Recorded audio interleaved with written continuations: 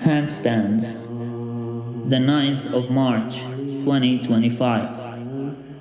Some people think that by fasting they would be entitled to asking of God's special forgiveness on the day of judgment. Yet at the same time, they would not leave off telling falsehoods, speaking falsely about someone, or telling lies. In fact, if someone does speak falsely about something against someone, that someone would be entitled to receive a share of his rewards. The person who speaks falsely would be giving up some of his rewards willingly to that person they had deceived. That means that even if someone fasts during the fasting months, they would still be prone to punishment if they do not abide by the fasting regulations. Leaving off telling lies and falsehood is an essential act during Ramadan. To condemn something is to show complete disapproval of that thing. Right, I will. Insha'Allah. The 31st of March, 2025. The cricket sound heard in the night. Why do people find trees that bear no leaves scary? By your divine mercy, rein in the power of evil. Build us into living stones of a culture of life who demonstrates in both deed and word truth that every life, no matter its conditions, is precious and unrepeatable. Lord, speak to every human heart and fill it with the conviction, I am wanted, I have a task in history, I am accepted, and I am loved. It is good that I exist. Through the glass cup. Living alone would not make a person forget things about their life. It would only make those things hidden from their own reach. They wouldn't remember them because they are not as significant to their lives anymore. It is only until they meet someone else, until they break out of their solitary confinement in whichever way that could happen, that they would remember these things. It is natural to think that you have forgotten something because you do not talk or think about it as often anymore.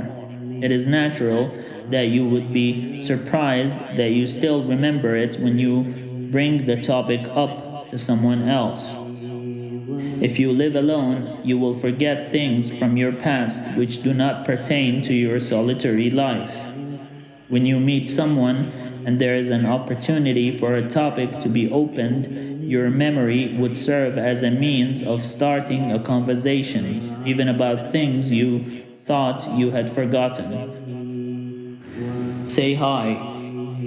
My carpet is 7 3/4 handspans in length. God commanded the same things to all his prophets. Worship only God. Associate no one with him. This is the first commandment of the Torah. God has sent his prophets and messengers to preach the message of monotheism. God has angels who record and hear everything that humans speak about. God also has angels who record your thoughts and schemes. If someone contemplates robbing his neighbor's car, or robbing a bank, or killing someone, all of that is recorded for them, and they will be questioned about all of that on the day of judgment. Heaven and hell exist, and they would be the ultimate abode of everyone after the day of judgment. Everything is determined and predetermined by God. But humans also have a free will to either obey or disobey, either believe or disbelieve. If all comes to a single query, does the person believe or not, then it would be easy to determine who goes to heaven and who goes to hell. Some say belief is power. It is also a tool according to which people's actions are judged. The defense minister's arm is tattooed with the word kafir, and Muslims are finding that to be very awkward and very disturbing. Well, maybe it is because Muslims have called everyone who doesn't follow the faith of Islam to be kafir, a disbeliever. Maybe it is because this person rejected Islam that he wanted everyone to know that he had rejected Islam by claiming that he is a kafir when it comes to Islam, because of all things that are told in the media about Islam as a whole. Maybe people do not believe in Islam because of what the media says about it. And who had caused that to happen? Who had caused the media to consider Muslims a bad influence, or a religion to be shunned and rejected? Isn't it because of the actions of former Muslims who had relented to fight against the disbelievers, thinking that this is the holy war that was supposed to be fought?